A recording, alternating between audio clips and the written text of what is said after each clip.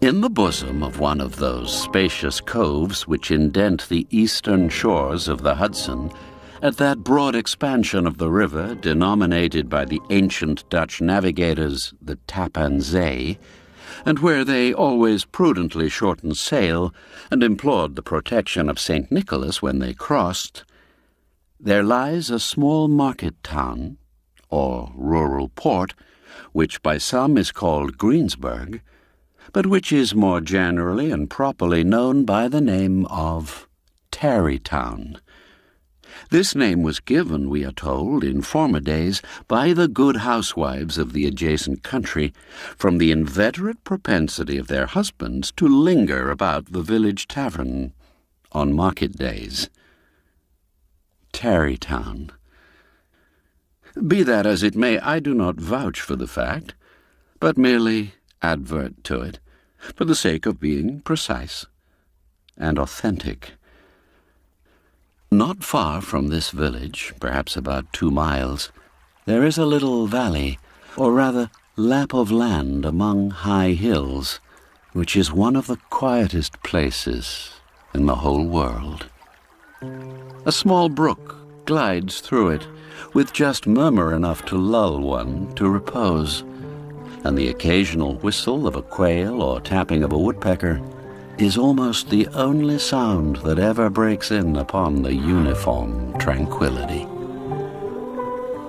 From the listless repose of the place, and the peculiar character of its inhabitants, who are descendants from the original Dutch settlers, this sequestered glen has long been known by the name of Sleepy Hollow, and its rustic lads are called the Sleepy Hollow Boys throughout all the neighboring country. A drowsy, dreamy influence seems to hang over the land and to pervade the very atmosphere. Some say that the place was bewitched by a high German doctor during the early days of the settlement. Others that an old Indian chief, the prophet or wizard of his tribe, held his powwows there before the country was discovered by Master Hendrik Hudson. Certain it is, the place still continues under the sway of some witching power that holds a spell over the minds of the good people, causing them to walk in a continual reverie.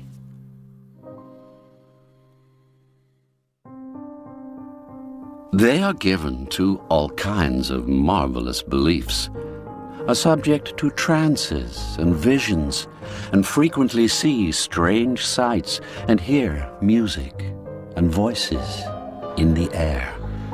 The whole neighborhood abounds with local tales, haunted spots, and twilight superstitions.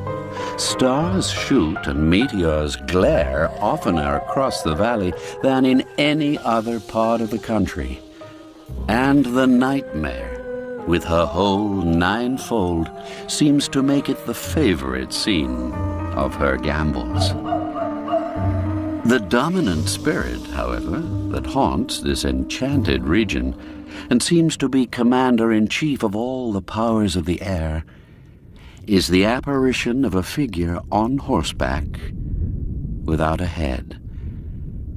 It is said by some to be the ghost of a Hessian trooper whose head had been carried away by a cannonball in some nameless battle during the Revolutionary War, and who is ever and anon seen by the country folk hurrying along in the gloom of night as if on the wings of the wind.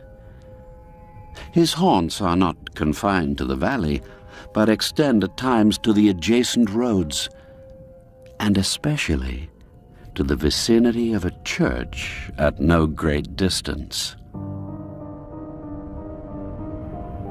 Indeed, certain of the most authentic historians of those parts allege that the body of the trooper having been buried in the churchyard, the ghost rides forth to the scene of battle in nightly quest of his head, and that the rushing speed with which he sometimes passes along the hollow like a midnight blast is owing to his being belated and in a hurry to get back to the churchyard before daybreak. Such is the general purport of this legendary superstition, which has furnished materials for many a wild story in that region of shadows. And the spectre is known at all the country firesides by the name of the Headless Horseman of Sleepy Hollow.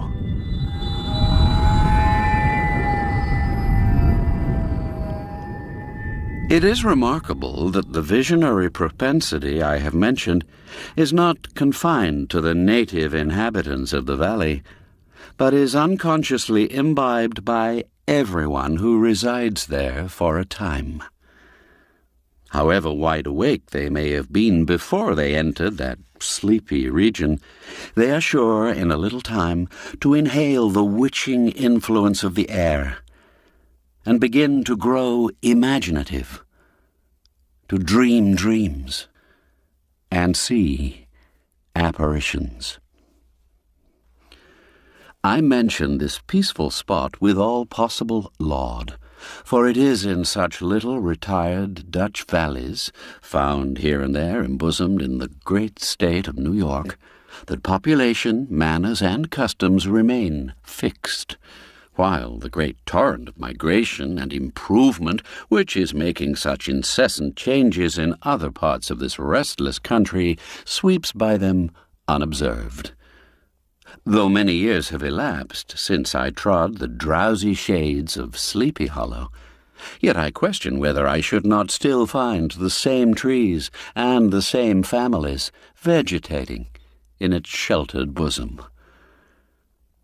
In this by-place of nature, there abode in a remote period of American history, that is to say, some 30 years since, a worthy wight of the name of Ichabod Crane, who sojourned, or as he expressed it, tarried, in Sleepy Hollow, for the purpose of instructing the children of the vicinity.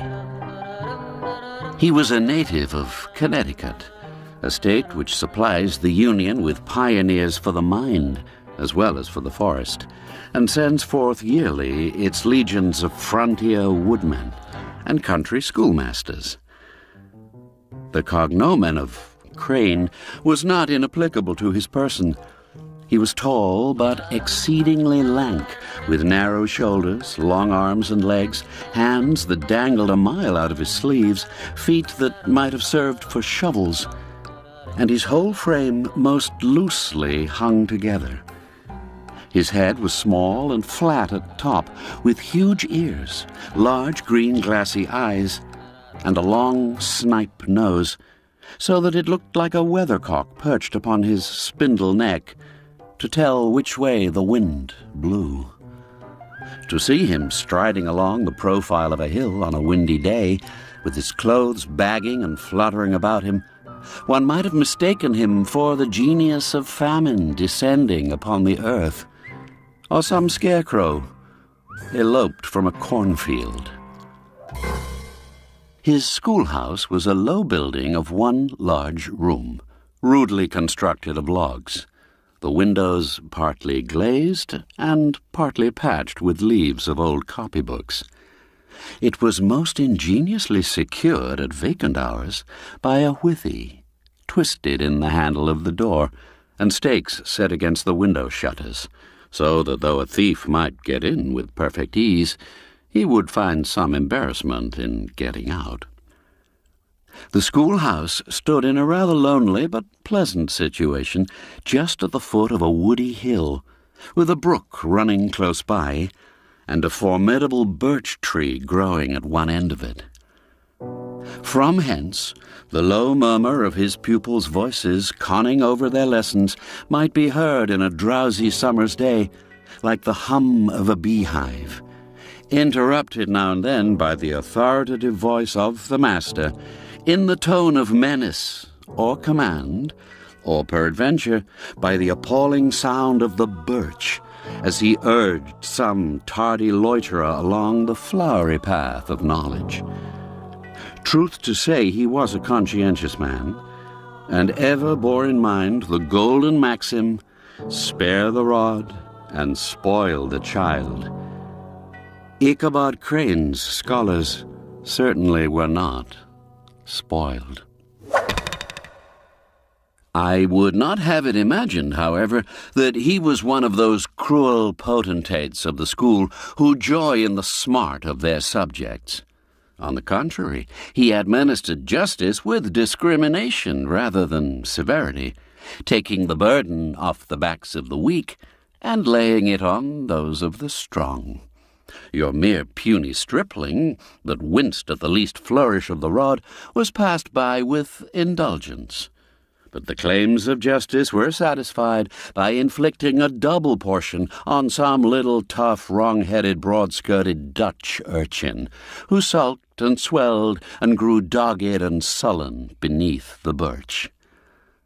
All this he called doing his duty by their parents, and he never inflicted a chastisement without following it by the assurance, so consolatory to the smarting urchin, that he would remember it and thank him for it the longest day he had to live.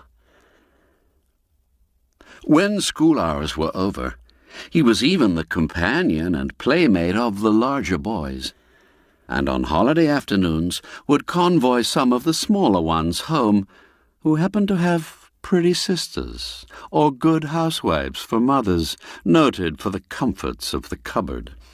Indeed, it behooved him to keep on good terms with his pupils. The revenue arising from his school was small, and would have been scarcely sufficient to furnish him with daily bread, for he was a huge feeder, and, though lank, had the dilating powers of an anaconda. But to help out his maintenance, he was, according to country custom in those parts, boarded and lodged at the houses of the farmers, whose children he instructed. With these he lived successively, a week at a time, thus going the rounds of the neighborhood, with all his worldly effects tied up in a cotton handkerchief. That all this might not be too onerous on the purses of his rustic patrons, who are apt to consider the costs of schooling a grievous burden, and schoolmasters as mere drones, he had various ways of rendering himself both useful and agreeable. He assisted the farmers occasionally in the lighter labours of their farms, helped to make hay, mended the fences, took the horses to water, drove the cows from pasture, and cut wood for the winter fire. He laid aside, too, all the dominant dignity and absolute sway with which he lorded it in his little empire, the school, and became wonderfully gentle and ingratiating. In addition to his other vocations, he was the singing master of the neighborhood, and picked up many bright shillings by instructing the young folks in psalmody. It was a matter of no little vanity to him on Sundays to take his station in front of the church gallery with a band of chosen singers, where, in his own mind, he completely carried away the palm from the parson. Certain it is, his voice resounded far above all the rest of the congregation, and there are peculiar quavers still to be heard in that church, and which may even be heard half a mile off, quite to the opposite side of the mill pond, on a still Sunday morning, which are said to be legitimately descended from the nose of Ichabod Crane. The schoolmaster is generally a man of some importance in the female circle of a rural neighborhood, being considered a kind of idle, gentlemanlike personage of vastly superior taste and accomplishments to the rough country swains, and indeed inferior in learning only to the parson. Our man of letters, therefore, was peculiarly happy in the smiles of all the country damsels. Oh, how he would figure among them in the churchyard between services on Sundays, gathering grapes for them from the wild vines that overran the surrounding trees, reciting for their amusement all the epitaphs on the tombstones, or sauntering with a whole bevy of them along the banks of the adjacent mill pond, while the more bashful country bumpkins hung sheepishly back, envying his superior elegance and address. From his half-itinerant life, also, he was a kind of traveling gazette, carrying the whole budget of local gossip from house to house, so that his appearance was always greeted with satisfaction. He was, moreover, esteemed by the women as a man of great erudition, for he had read several books quite through, and was a perfect master of Cotton Mather's History of New England Witchcraft, in which, by the way, he most firmly and potently believed. He was, in fact, an odd mixture of small shrewdness and simple credulity. His appetite for the marvelous and his powers of digesting it were equally extraordinary, and both had been increased by his residence in this spellbound region. No tale was too gross or monstrous for his capacious swallow. It was often his delight, after his school was dismissed in the afternoon, to stretch himself on the rich bed of clover, bordering the little brook that whimpered by his schoolhouse, and there con over old Mather's direful tales, until the gathering dusk of evening made the printed page a mere mist before his eyes. Then, as he wended his way by swamp and stream and awful woodland to the farmhouse where he happened to be quartered, every sound of nature at that witching hour fluttered his excited imagination, the moan of the whippoorwill from the hillside, the boding cry of the tree-toad, that harbinger of storm, the dreary hooting of the screech owl, to the sudden rustling in the thicket of birds frightened from their roost. If, by chance, a huge blockhead of a beetle came winging his blundering flight against him, the poor varlet was ready to give up the ghost, with the idea that he was struck with a witch's token. His only resource on such occasions, either to drown thought or drive away evil spirits, was to sing psalm tunes. And the good people of Sleepy Hollow, as they sat by their doors of an evening, were often filled with awe at hearing his nasal melody, in linked sweetness long drawn out, floating from the distant hill or along the dusky road. Another of his sources of fearful pleasure was to pass long winter evenings with the old Dutch wives, as they sat spinning by the fire, with a row of apples roasting and spluttering along the hearth, and listen to their marvelous tales of ghosts and goblins, and particularly of the Headless Horseman, or Galloping Hessian of the Hollow, as they sometimes called him. He would delight them equally by his anecdotes of witchcraft, which prevailed in the earlier times of Connecticut, and would frighten them woefully with speculations upon comets and shooting stars, and with the alarming fact that the world did absolutely turn round, and that they were half the time topsy-turvy. But if there was a pleasure in all this, while snugly cuddling in the chimney corner of a chamber that was all of a ruddy glow from the crackling wood fire, and where, of course, no spectre dared to show its face, it was dearly purchased by the terrors of his subsequent walk homewards. What fearful shapes and shadows beset his path amidst the dim and ghastly glare of a snowy night! With what wistful look did he eye every trembling ray of light streaming across the waste fields from some distant window! How often was he appalled by some shrub covered with snow, which, like a sheeted spectre, beset his very path, How often did he shrink with curdling awe at the sound of his own steps on the frosty crust beneath his feet, and dread to look over his shoulder, lest he should behold some uncouth being tramping close behind him. And how often was he thrown into complete dismay by some rushing blast howling among the trees, in the idea that it was the galloping Hessian on one of his nightly scourings. All these, however, were mere terrors of the night, phantoms of the mind that walk in darkness.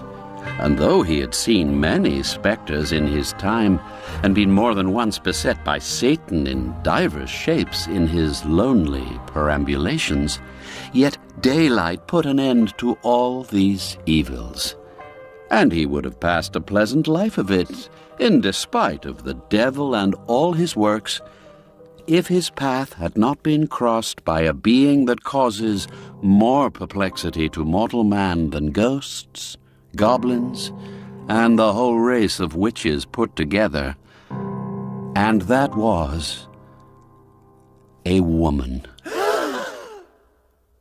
Among the musical disciples who assembled one evening in each week to receive his instructions in psalmody was Katrina Van Tassel, the daughter and only child of a substantial Dutch farmer. She was a blooming lass of fresh 18, plump as a partridge, ripe and melting and rosy-cheeked as one of her father's peaches, and universally famed not merely for her beauty, but her vast expectations. She was withal a little of a coquette, as might be perceived even in her dress, which was a mixture of ancient and modern fashions, as most suited to set off her charms. She wore the ornaments of pure yellow gold, which her great-great-grandmother had brought over from Tsar Dam, the tempting stomacher of the olden time, and withal a provokingly short petticoat, to display the prettiest foot and ankle in the country round. Ichabod Crane had a soft and foolish heart towards the sex, and it is not to be wondered at that so tempting a morsel soon found favor in his eyes, more especially after he had visited her in her paternal mansion. Old Baltus Van Tassel was a perfect picture of a thriving, contented, liberal-hearted farmer. He seldom, it is true, sent either his eyes or his thoughts beyond the boundaries of his own farm, but within those everything was snug, happy, and well-conditioned. He was satisfied with his wealth, but not proud of it, and piqued himself upon the hearty abundance rather than the style in which he lived. His stronghold was situated on the banks of the Hudson, in one of those green, sheltered, fertile nooks in which the Dutch farmers are so fond of nestling. Hard by the farmhouse was a vast barn that might have served for a church, every window and crevice of which seemed bursting forth with the treasures of the farm. Sleek, unwieldy porkers were grunting in the repose and abundance of their pens, from whence sallied forth now and then troops of sucking pigs, as if to snuff the air. A stately squadron of snowy geese were riding in an adjoining pond, convoying whole fleets of ducks. Regiments of turkeys were gobbling through the farmyard, and guinea fowls fretting about it like ill-tempered housewives, with their peevish, discontented cry. Before the barn door strutted the gallant cock, that pattern of a husband, a warrior, and a fine gentleman, clapping his burnished wings and crowing in the pride and gladness of his heart, sometimes tearing up the earth with his feet, and then generously calling his ever-hungry family of wives and children to enjoy the rich morsel which he had discovered. The pedagogue's mouth watered, as he looked upon this sumptuous promise of luxurious winter fare. In his devouring mind's eye, he pictured to himself every roasting pig running about with a pudding in his belly and an apple in his mouth. The geese were swimming in their own gravy, and the ducks pairing cosily in dishes like snug married couples with a decent competency of onion sauce. In the porkers, he saw carved out the future sleek side of bacon and juicy relishing ham. Not a turkey, but he beheld daintily trussed up, with its gizzard under its wing, and, peradventure, a necklace of savoury sausages. And even bright Chanticleer himself lay sprawling on his back in a side dish with uplifted claws, as if craving that quarter which his chivalrous spirit disdained to ask while living.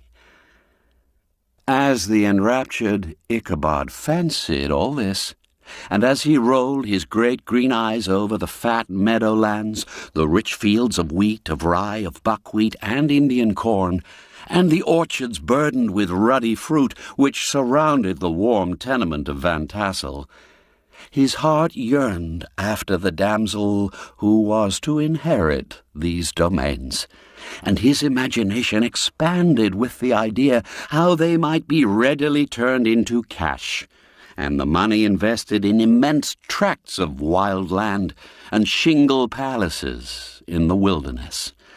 Nay, his busy fancy already realized his hopes, and presented to him the blooming Katrina with a whole family of children, mounted on the top of a wagon loaded with household trumpery, with pots and kettles dangling beneath.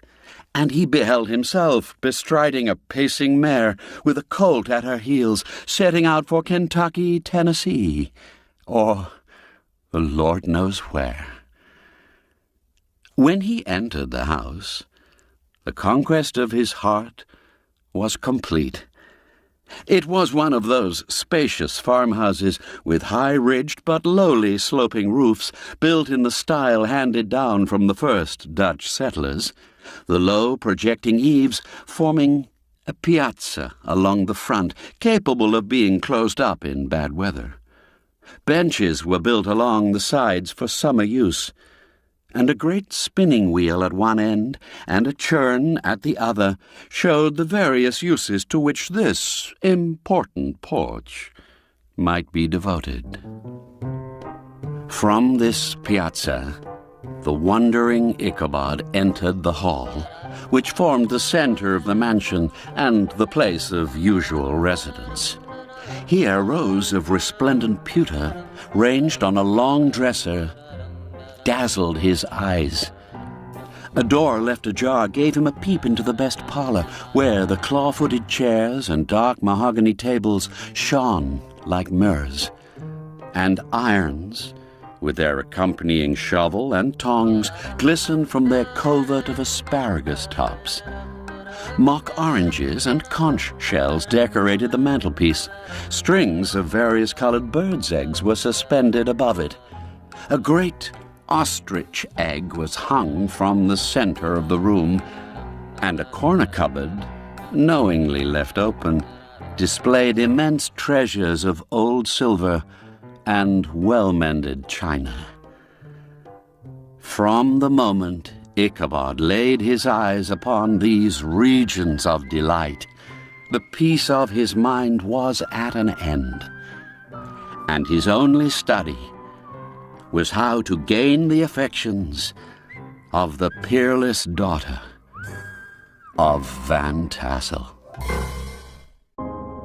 In his enterprise, how to gain the affections of Katrina, the peerless daughter of Van Tassel, Ichabod Crane had more real difficulties than generally fell to the lot of a knight-errant of yore, who seldom had anything but giants, enchanters, fiery dragons, and such like easily conquered adversaries to contend with, and had to make his way merely through gates of iron and brass, and walls of adamant, to the castle keep where the lady of his heart was confined.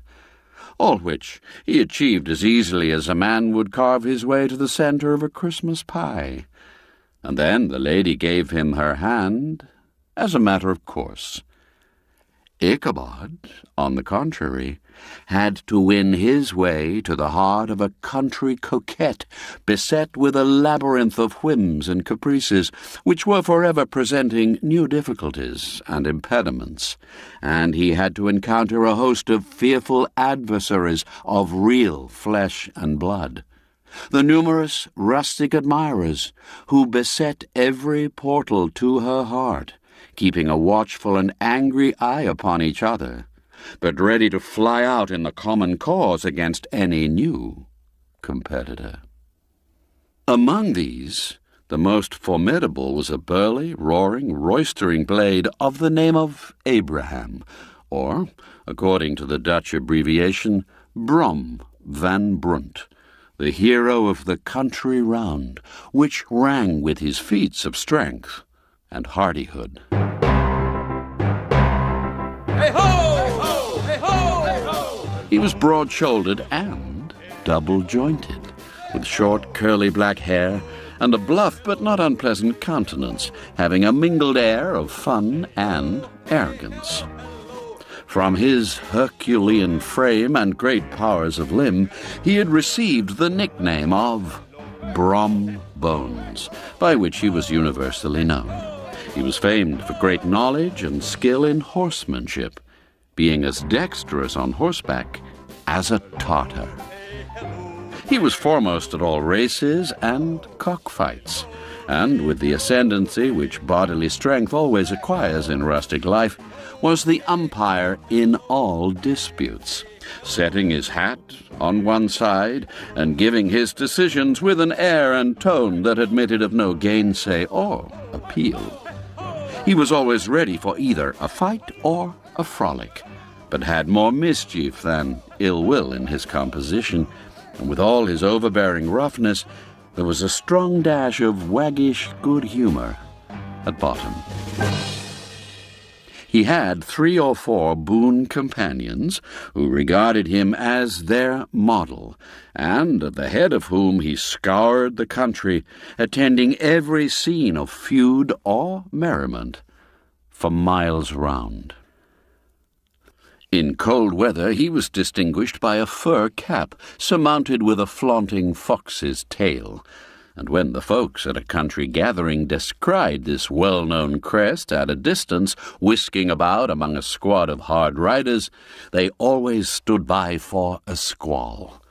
Sometimes his crew would be heard dashing along past the farmhouses at midnight with whoop and halloo like a troop of Don Cossacks. And the old dames, startled out of their sleep, would listen for a moment till the hurry-scurry had clattered by, and then exclaim, "Aye, there goes Brom Bones and his gang." The neighbours looked upon him with a mixture of awe, admiration, and goodwill, and when any madcap prank or rustic brawl occurred in the vicinity, always shook their heads and warranted Brom Bones was at the bottom of it. This rantipole hero had for some time singled out the blooming Katrina for the object of his uncouth gallantries, and though his amorous toyings were something like the gentle caresses and endearments of a bear, yet it was whispered that she did not altogether discourage his hopes. Certain it is, his advances were signals for rival candidates to retire who felt no inclination to cross a lion in his amours, insomuch that when his horse was seen tied to Van Tassel's paling on a Sunday night, a sure sign that his master was courting, or, as it is termed, sparking, within, all other suitors passed by in despair, and carried the war into other quarters. Such was the formidable rival with whom Ichabod Crane had to contend, and, considering all things, a stouter man than he would have shrunk from the competition, and a wiser man would have despaired. He had, however, a happy mixture of pliability and perseverance in his nature. He was in form and spirit like a supple jack, yielding but tough. Though he bent, he never broke, and though he bowed beneath the slightest pressure, yet the moment it was away, jerk, he was as erect and carried his head as high as ever. To have taken the field openly against his rival would have been madness, for he was not a man to be thwarted in his amours, any more than that stormy lover Achilles.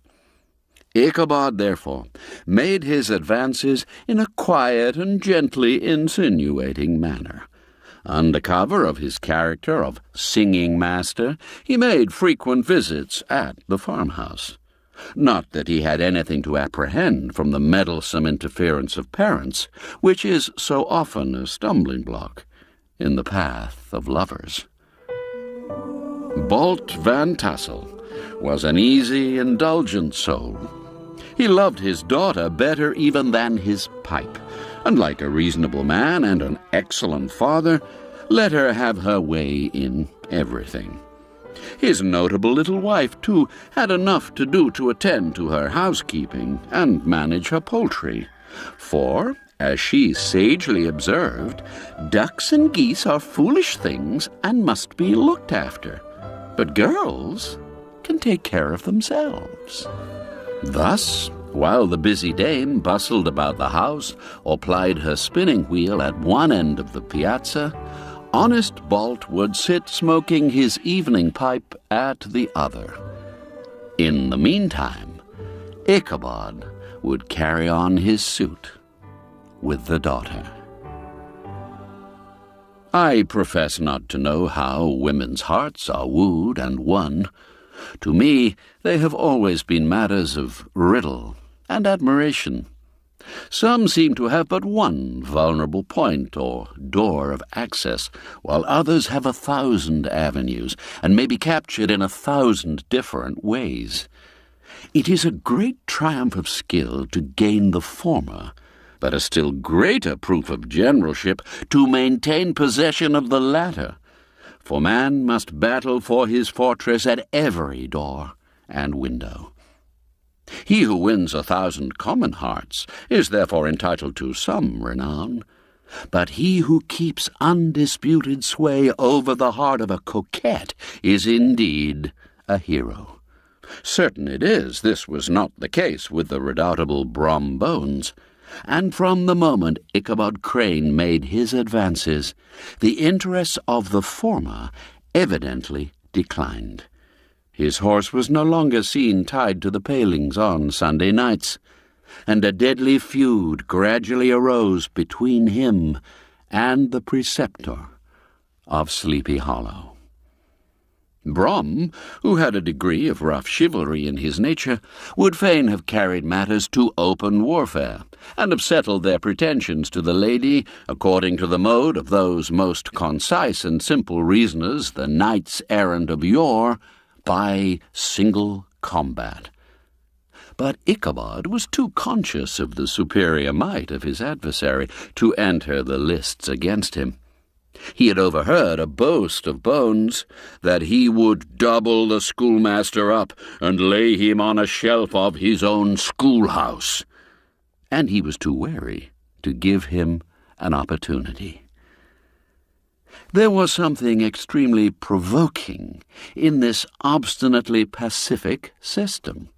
It left Brom no alternative but to draw upon the funds of rustic waggery in his disposition, and to play off boorish practical jokes upon his rival. Ichabod became the object of whimsical persecution to Bones and his gang of rough riders. They harried his hitherto peaceful domains, smoked out his singing school by stopping up the chimney, broke into the schoolhouse at night, in spite of its formidable fastenings of withy and window stakes, and turned everything topsy-turvy, so that the poor schoolmaster began to think all the witches in the country held their meetings there. But what was still more annoying, Brom took all opportunities of turning him into ridicule in presence of his mistress, and had a scoundrel dog whom he taught to whine in the most ludicrous manner and introduced as a rival of Ichabod's, to instruct her in psalmody. In this way, matters went on for some time, without producing any material effect on the relative situations of the contending powers. On a fine autumnal afternoon, Ichabod, in pensive mood, sat enthroned on the lofty stool from whence he usually watched all the concerns of his little literary realm. In his hand he swayed a ferule, that sceptre of despotic power. The birch of justice reposed on 3 nails behind the throne, a constant terror to evildoers, while on the desk before him might be seen sundry contraband articles and prohibited weapons detected upon the persons of idle urchins, such as half-munched apples, pop-guns, whirligigs, fly-cages, and whole legions of rampant little paper gamecocks. Ichabod was suddenly interrupted by the appearance of a Negro mounted on the back of a ragged, wild, half-broken colt, which he managed with a rope by way of a halter. He came clattering up to the school door with an invitation to Ichabod to attend a merrymaking or quilting frolic to be held that evening at Mynheer Van Tassel's. Well, all was now bustle and hubbub in the late quiet schoolroom. The scholars were hurried through their lessons without stopping at trifles. Those who were nimble skipped over half with impunity, and those who were tardy had a smart application now and then in the rear to quicken their speed or help them over a tall word. Books were flung aside without being put away on the shelves. Inkstands were overturned, benches thrown down, and the whole school was turned loose an hour before the usual time, bursting forth like a legion of young imps, yelping and racketing about the green in joy at their early emancipation. The gallant Ichabod now spent at least an extra half-hour at his toilet, brushing and furbishing up his best and indeed only suit of rusty black, and arranging his locks by a bit of broken looking-glass that hung up in the schoolhouse. That he might make his appearance before his mistress in the true style of a cavalier, he borrowed a horse from the farmer with whom he was domiciliated, a choleric old Dutchman of the name of Hans van Ripper, and, thus gallantly mounted, issued forth like a knight-errant in quest of adventures. But it is meet I should, in the true spirit of romantic story, give some account of the looks and equipments of my hero and his steed. The animal he bestrode was a broken-down plough horse that had outlived almost everything but its viciousness. He was gaunt and shagged, with a ewe-neck and a head like a hammer. His rusty mane and tail were tangled and knotted with burrs. One eye had lost its pupil and was glaring and spectral, but the other had the gleam of a genuine devil in it. Still, he must have had fire and metal in his day, if we may judge from the name he bore of Gunpowder. He had, in fact, been a favorite steed of his master's, the choleric Van Ripper, who was a furious rider, and had infused, very probably, some of his own spirit into the animal. For, old and broken down as he looked, there was more of the lurking devil in him than in any young filly in the country. Ichabod was a suitable figure for such a steed. He rode with short stirrups which brought his knees nearly up to the pommel of the saddle. His sharp elbows stuck out like grasshoppers. He carried his whip perpendicularly in his hand like a scepter, and as his horse jogged on, the motion of his arms was not unlike the flapping of a pair of wings. It was altogether such an apparition as is seldom to be met with in broad daylight. It was, as I have said, a fine autumnal day. The sky was clear and serene, and nature wore that rich and golden livery which we always associate with the idea of abundance. The forests had put on their sober brown and yellow, while some trees of the tenderer kind had been nipped by the frosts into brilliant dyes of orange, purple, and scarlet. Streaming files of wild ducks began to make their appearance high in the air. The bark of the squirrel might be heard from the groves of beech and hickory nuts, and the pensive whistle of the quail, at intervals, from the neighboring stubble field. The small birds were taking their farewell banquets. In the fullness of their revelry, they fluttered, chirping and frolicking from bush to bush and tree to tree, capricious from the very profusion and variety around them. As Ichabod jogged slowly on his way, his eye, ever open to every symptom of culinary abundance, ranged with delight over the treasures of jolly autumn. On all sides he beheld vast store of apples, some hanging in oppressive opulence on the trees, some gathered into baskets and barrels for the market, others heaped up in rich piles for the cider press. Farther on he beheld great fields of Indian corn, with its golden ears peeping from their leafy coverts, and holding out the promise of cakes and hasty pudding, and the yellow pumpkins lying beneath them, turning up their fair round bellies to the sun, and giving ample prospects of the most luxurious of pies.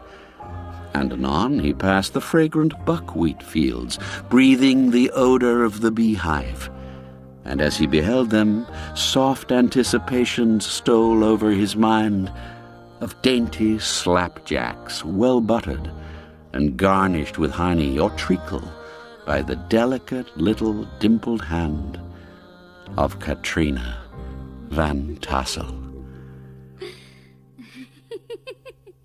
Thus, feeding his mind with many sweet thoughts and sugared suppositions, he journeyed along the sides of a range of hills which look out upon some of the goodliest scenes of the mighty Hudson. The sun gradually wheeled his broad disk down in the west. The wide bosom of the Tapanzee lay motionless and glassy. A few amber clouds floated in the sky without a breath of air to move them.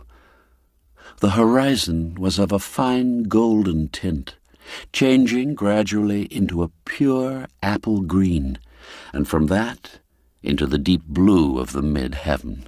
A slanting ray lingered on the woody crests of the precipices that overhung some parts of the river, giving greater depth to the dark gray and purple of their rocky sides. A sloop was loitering in the distance, dropping slowly down with the tide, her sail hanging uselessly against the mast. And as the reflection of the sky gleamed along the still water, it seemed as if the vessel was suspended in the air. It was toward evening that Ichabod arrived at the castle of the Heer Van Tassel, which he found thronged with the pride and flower of the adjacent country. Old farmers, a spare, leathern-faced race, in homespun coats and breeches, blue stockings, huge shoes, and magnificent pewter buckles. Their brisk, withered little dames in close-crimped caps, long-waisted short gowns, homespun petticoats with scissors and pincushions, and gay calico pockets hanging on the outside. Buxom lasses, almost as antiquated as their mothers, excepting where a straw hat, a fine ribbon, or perhaps a white frock gave symptoms of city innovation. The sons, in short, square-skirted coats, with rows of stupendous brass buttons, and their hair generally cued in the fashion of the times, especially if they could procure an eel-skin for the purpose, it being esteemed throughout the country as a potent nourisher and strengthener of the hair. Hey-ho! Hey-ho! Brom Bones, however, was the hero of the scene, having come to the gathering on his favorite steed, Daredevil, a creature like himself full of mettle and mischief, and which no one but himself could manage. He was, in fact, noted for preferring vicious animals given to all kinds of tricks, which kept the rider in constant risk of his neck, for he held a tractable, well-broken horse as unworthy of a lad of spirit. Hey-ho! Fain would I pause to dwell upon the world of charms that burst upon the enraptured gaze of my hero as he entered the state parlour of Van Tassel's mansion. Not those of the bevy of buxom lasses, with their luxurious display of red and white, but the ample charms of a genuine Dutch country tea-table in the sumptuous time of autumn. Such heaped-up platters of cakes of various and almost indescribable kinds, known only to experienced Dutch housewives. There was the doughty donut, the tender olykoek, and the crisp and crumbling cruller, sweet cakes and shortcakes, ginger cakes and honey cakes, and the whole family of cakes. And then there were apple pies and peach pies and pumpkin pies, besides slices of ham and smoked beef, and moreover delectable dishes of preserved plums and peaches and pears and quinces, not to mention broiled shad and roasted chickens, together with bowls of milk and cream, all mingled higgledy-piggledy, pretty much as I have enumerated them, with the motherly teapot sending up its clouds of vapour from the midst. Oh, heaven bless the mark! I want breath and time to discuss this banquet as it deserves, and am too eager to get on with my story.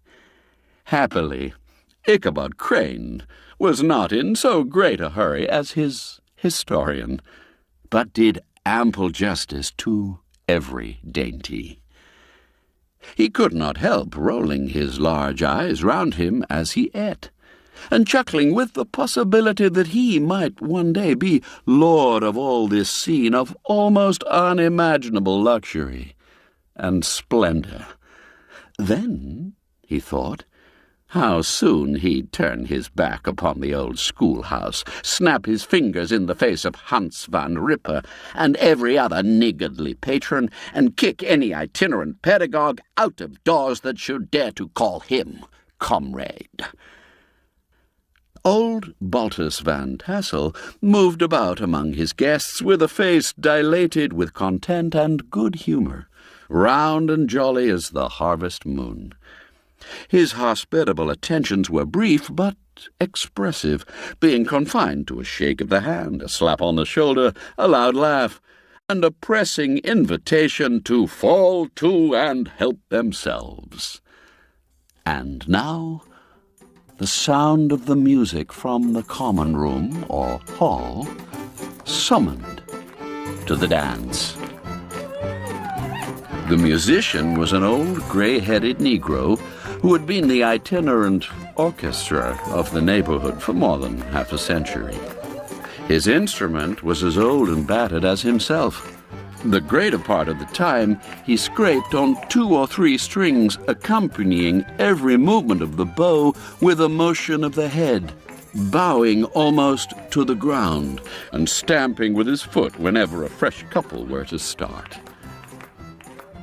Ichabod prided himself upon his dancing as much as upon his vocal powers. Not a limb, not a fibre about him was idle, and to have seen his loosely hung frame in full motion and clattering about the room, you would have thought St. Vitus himself, that blessed patron of the dance, was figuring before you in person. How could the flogger of urchins be otherwise than animated and joyous? The lady of his heart was his partner in the dance, and smiling graciously in reply to all his amorous oglings, while Brom Bones, sorely smitten with love and jealousy, sat brooding by himself in one corner.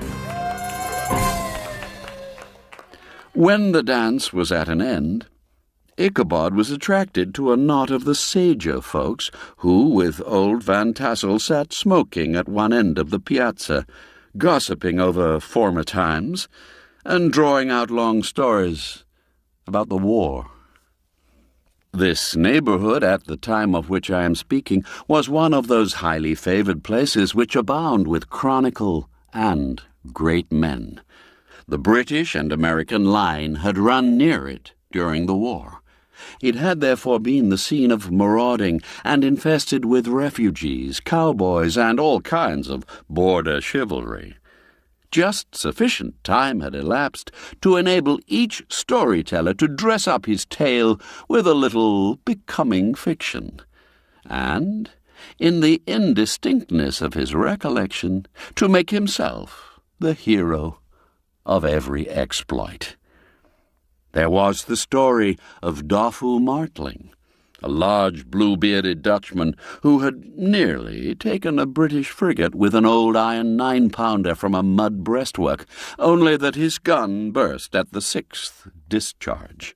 And there was an old gentleman who shall be nameless, being too rich a mynheer to be lightly mentioned, who in the Battle of White Plains, being an excellent master of defence, parried a musket ball with a small sword, insomuch that he absolutely felt it whiz round the blade and glance off at the hilt, in proof of which he was ready at any time to show the sword, with the hilt a little bent. There were several more that had been equally great in the field, not one of whom but was persuaded that he had a considerable hand in bringing the war to a happy termination. But all these were nothing to the tales of ghosts and apparitions that succeeded. The neighborhood is rich in legendary treasures of the kind. Local tales and superstitions thrive best in these sheltered, long-settled retreats, but are trampled underfoot by the shifting throng that forms the population of most of our country places. Besides, there is no encouragement for ghosts in most of our villages, for they have scarcely had time to finish their first nap and turn themselves in their graves before their surviving friends have travelled away from the neighbourhood, so that when they turn out at night to walk their rounds, they have no acquaintance left to call upon. This is perhaps the reason why we so seldom hear of ghosts, except in our long-established Dutch communities. The immediate cause, however, of the prevalence of supernatural stories in these parts was doubtless owing to the vicinity of Sleepy Hollow. There was a contagion in the very air that blew from that haunted region. It breathed forth an atmosphere of dreams and fancies, infecting all the land, and the chief part of all these tales turned upon the favorite spectre, the Headless Horseman of Sleepy Hollow.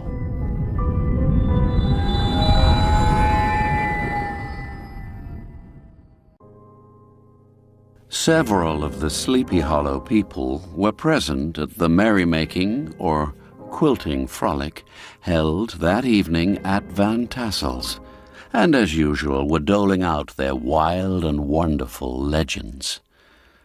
Many dismal tales were told about funeral trains and mourning cries and wailings heard and seen about the great tree where the unfortunate Major Andre was taken, and which stood in the neighborhood. Some mention was made also of the woman in white that haunted the dark glen at Raven Rock, and was often heard to shriek on winter nights before a storm, having perished there in the snow. The chief part of the stories, however, turned upon the favorite specter of Sleepy Hollow, the Headless Horseman, who had been heard several times of late patrolling the country, and, it was said, tethered his horse nightly among the graves in the churchyard. The sequestered situation of this church seems always to have made it a favorite haunt of troubled spirits. It stands on a knoll surrounded by locust trees and lofty elms, from among which its decent whitewashed walls shine modestly forth, like Christian purity beaming through the shades of retirement. A gentle slope descends from it to a silver sheet of water bordered by high trees, between which peeps may be caught at the blue hills of the Hudson. To look upon its grass-grown yard, where the sunbeams seem to sleep so quietly, one would think that there at least the dead might rest in peace. On one side of the church extends a wide woody dell, along which raves a large brook among broken rocks and trunks of fallen trees. Over a deep black part of the stream, not far from the church, was formerly thrown a wooden bridge. The road that led to it and the bridge itself were thickly shaded by overhanging trees, which cast a gloom about it even in the daytime, but occasioned a fearful darkness at night.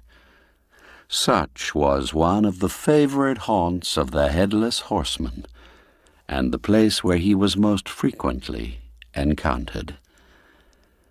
The tale was told that night of old Brower, a most heretical disbeliever in ghosts, how he met the horseman returning from his foray into Sleepy Hollow, and was obliged to get up behind him, how they galloped over bush and brake, over hill and swamp, until they reached the bridge, when the horseman suddenly turned into a skeleton, threw old Brower into the brook, and sprang away over the treetops with a clap of thunder.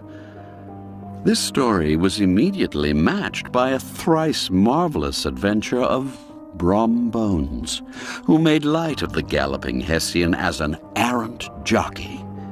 He affirmed that on returning one night from the neighboring village of Sing Sing, he had been overtaken by this midnight trooper, that he had offered to race with him for a bowl of punch, and should have won it too, for Daredevil beat the goblin horse All Hollow. But just as they came to the church bridge, the Hessian bolted and vanished in a flash of fire.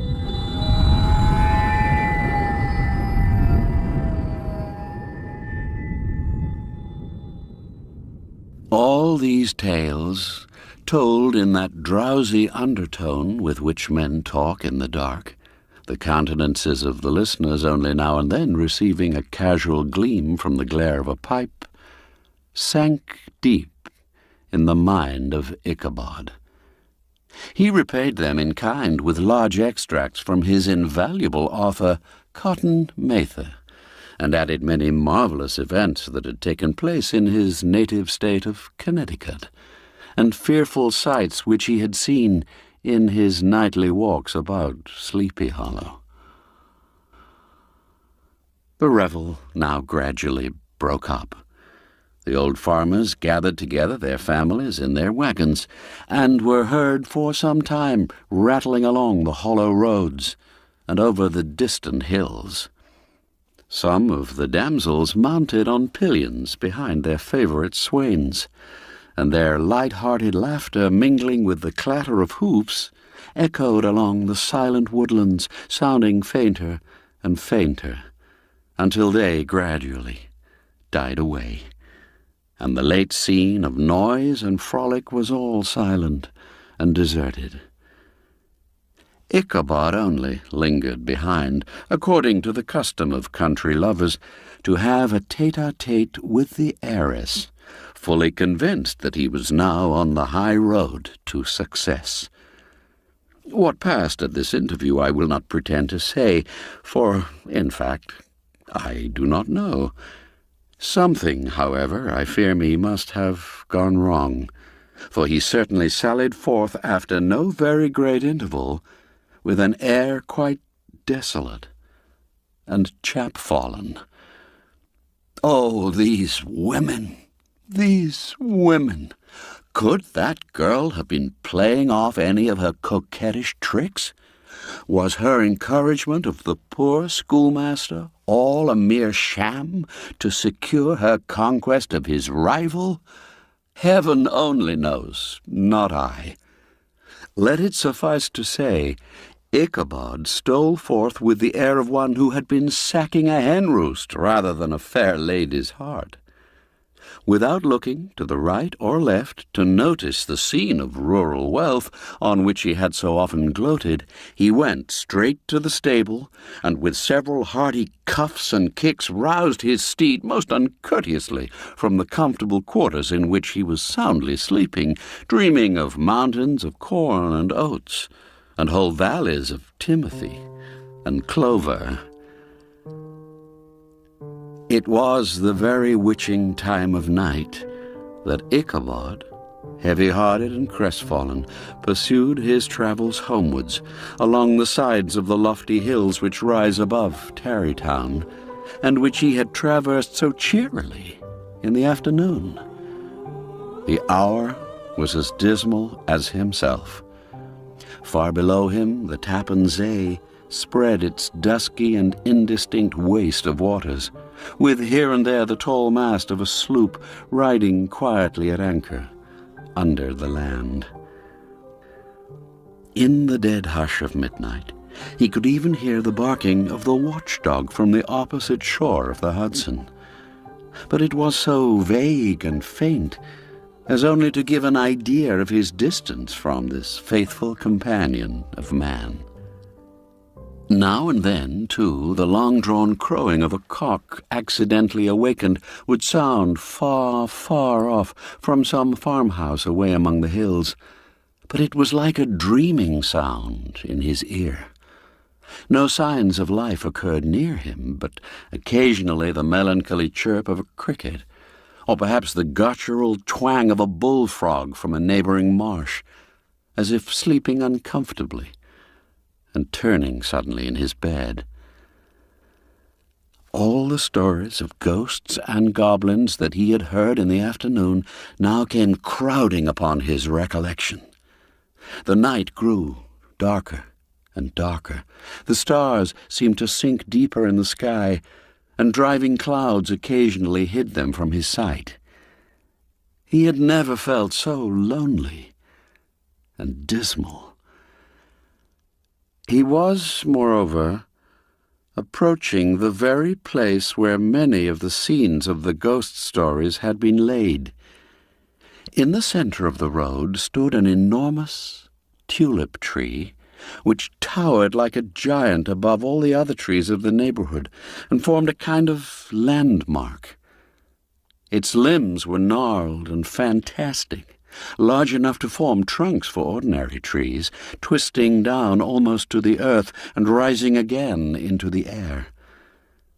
It was connected with the tragical story of the unfortunate Andre, who had been taken prisoner hard by, and was universally known by the name of Major Andre's tree.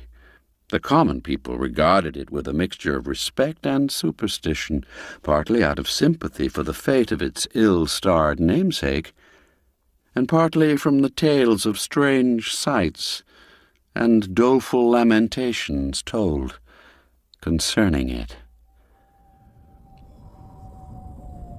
As Ichabod approached this fearful tree, he began to whistle. He thought his whistle was answered. It was but a blast sweeping sharply through the dry branches. As he approached a little nearer, he thought he saw something white hanging in the midst of the tree. He paused and ceased whistling, but on looking more narrowly perceived that it was a place where the tree had been scathed by lightning, and the white wood laid bare. Suddenly he heard a groan. His teeth chattered, and his knees smote against the saddle. It was but the rubbing of one huge bough upon another as they were swayed about by the breeze. He passed the tree in safety, but new perils lay before him. About 200 yards from the tree, a small brook crossed the road and ran into a marshy and thickly wooded glen known by the name of Wiley's Swamp. A few rough logs laid side by side served for a bridge over the stream. On that side of the road, where the brook entered the wood, a group of oaks and chestnuts, matted thick with wild grapevines, threw a cavernous gloom over it. To pass this bridge was the severest trial. It was at this identical spot that the unfortunate Andre was captured, and under the covert of those chestnuts and vines were the sturdy yeomen concealed who surprised him. This has ever since been considered a haunted stream, and fearful are the feelings of the schoolboy who has to pass it alone after dark. As Ichabod approached the stream, his heart began to thump.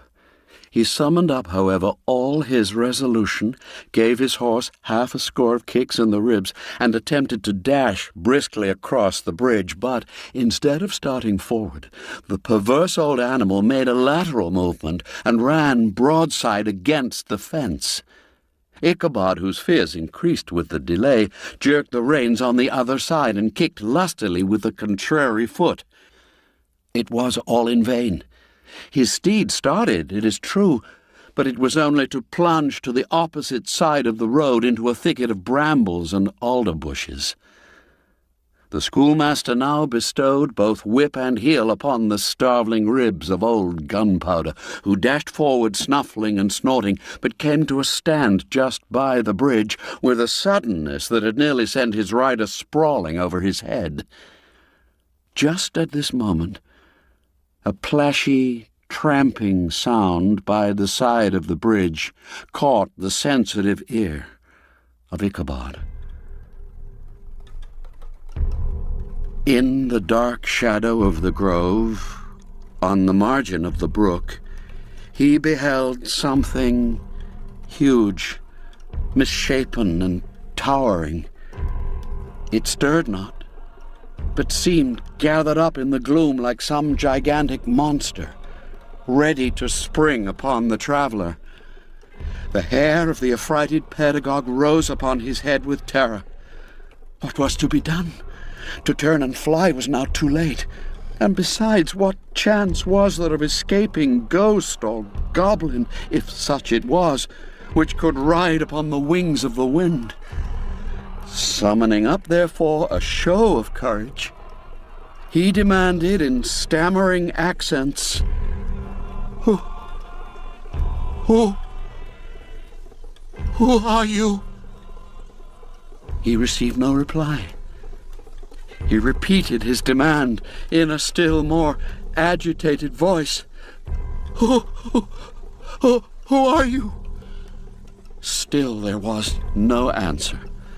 Once more he cudgelled the sides of the inflexible Gunpowder, and, shutting his eyes, broke forth with involuntary fervour into a psalm tune. Just then, the shadowy object of alarm put itself in motion, and with a scramble and a bound stood at once in the middle of the road. Though the night was dark and dismal, yet the form of the unknown might now in some degree be ascertained. He appeared to be a horseman of large dimensions, and mounted on a black horse of powerful frame. He made no offer of molestation or sociability, but kept aloof on one side of the road, jogging along on the blind side of old Gunpowder. who had now got over his fright and waywardness. Ichabod, who had no relish for this strange midnight companion, and bethought himself of the adventure of Brom Bones with the galloping Hessian, now quickened his steed in hopes of leaving him behind. The stranger, however, quickened his horse to an equal pace. Ichabod pulled up and fell into a walk, thinking to lag behind. The other did the same. His heart began to sink within him. He endeavored to resume his psalm tune, but his parched tongue clove to the roof of his mouth, and he could not utter a stave.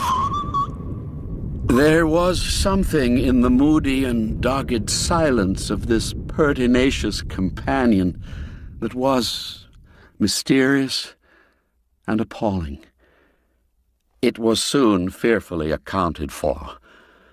On mounting a rising ground which brought the figure of his fellow traveler in relief against the sky, gigantic in height and muffled in a cloak, Ichabod was horror-struck on perceiving that he was headless. But his horror was still more increased on observing that the head which should have rested on his shoulders was carried before him on the pommel of his saddle.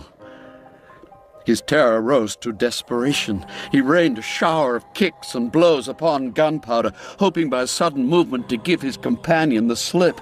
But the spectre started full jump with him. Away then they dashed through thick and thin, stones flying and sparks flashing at every bound. Ichabod's flimsy garments fluttered in the air as he stretched his long, lank body away over his horse's head in the eagerness of his flight. They had now reached the road which turns off to Sleepy Hollow, but Gunpowder, who seemed possessed with a demon, instead of keeping up, it made an opposite turn and plunged headlong downhill to the left.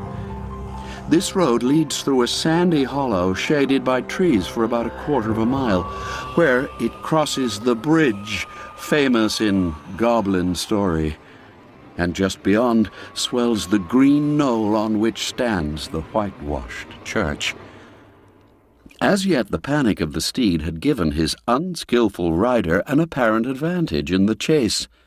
But just as he had got halfway through the hollow, the girths of the saddle gave way, and he felt it slipping from under him. He seized it by the pommel, and endeavored to hold it firm, but in vain, and had just time to save himself by clasping old Gunpowder round the neck when the saddle fell to the earth, and he heard it trampled underfoot by his pursuer.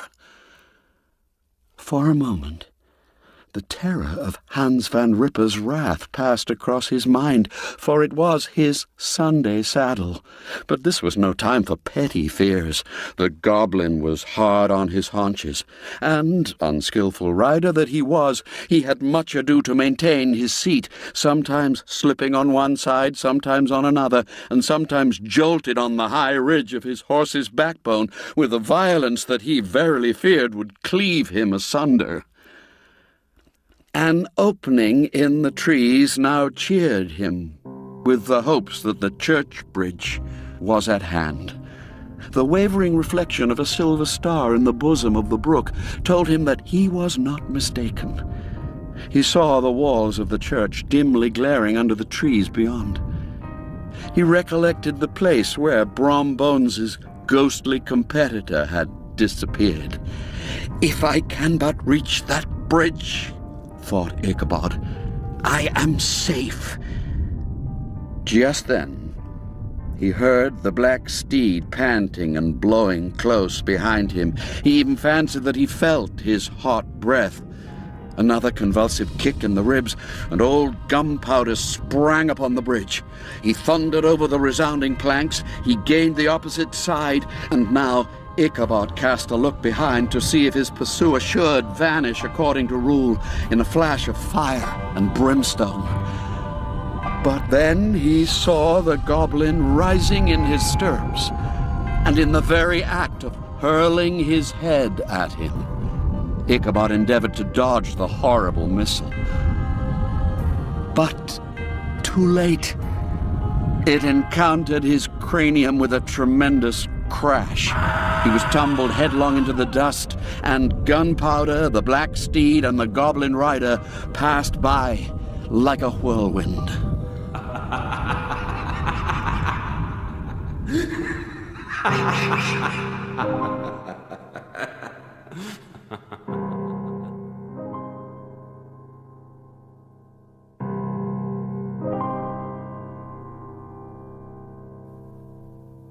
The next morning, the old horse was found without his saddle, and with the bridle under his feet, soberly cropping the grass at his master's gate.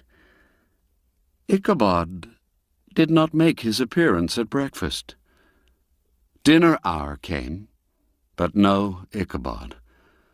The boys assembled at the schoolhouse and strolled idly about the banks of the brook, but no schoolmaster. Hans van Ripper now began to feel some uneasiness about the fate of poor Ichabod and his saddle. An inquiry was set on foot, and after diligent investigation they came upon his traces. In one part of the road leading to the church was found the saddle trampled in the dirt. The tracks of horses' hooves, deeply dented in the road and evidently at furious speed, were traced to the bridge, beyond which, on the bank of a broad part of the brook, where the water ran deep and black, was found the hat of the unfortunate Ichabod, and close beside it, a shattered pumpkin. The brook was searched, but the body of the schoolmaster was not to be discovered. Hans van Ripper, as executor of his estate, examined the bundle which contained all his worldly effects.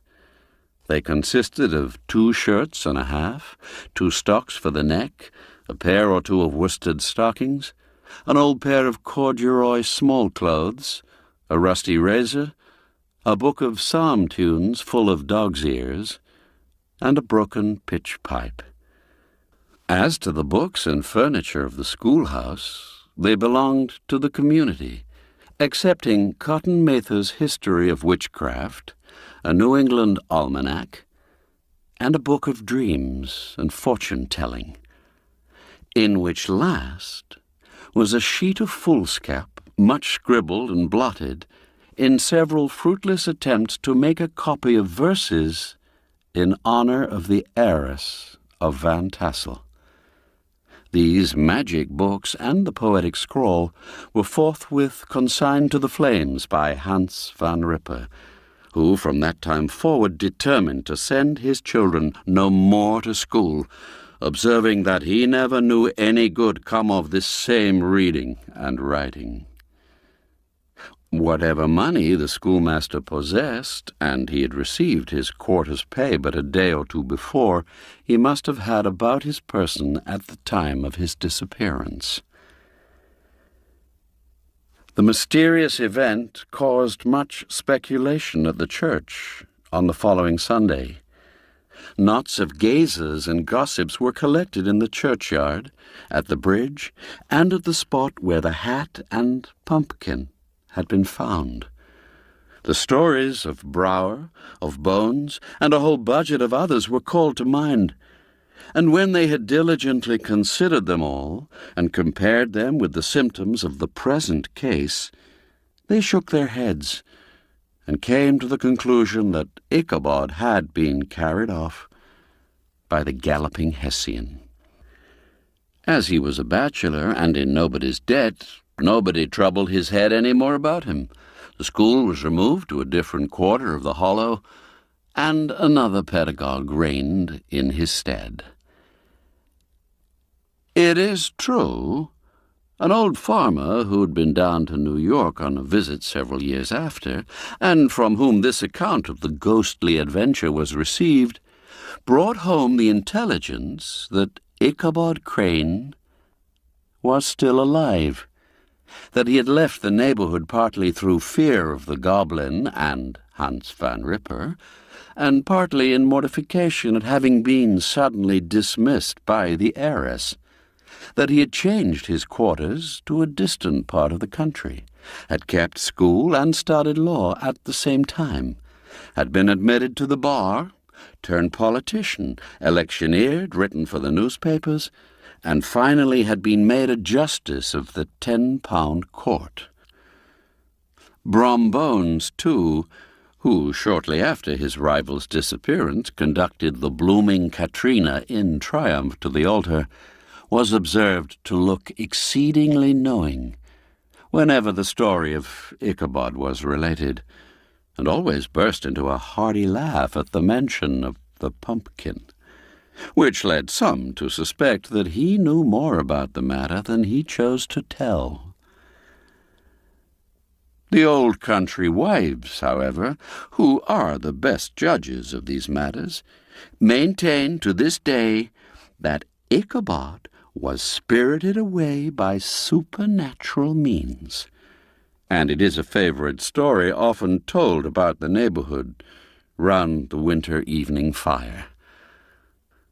The bridge became more than ever an object of superstitious awe, and that may be the reason why the road has been altered of late years, so as to approach the church by the border of the mill pond.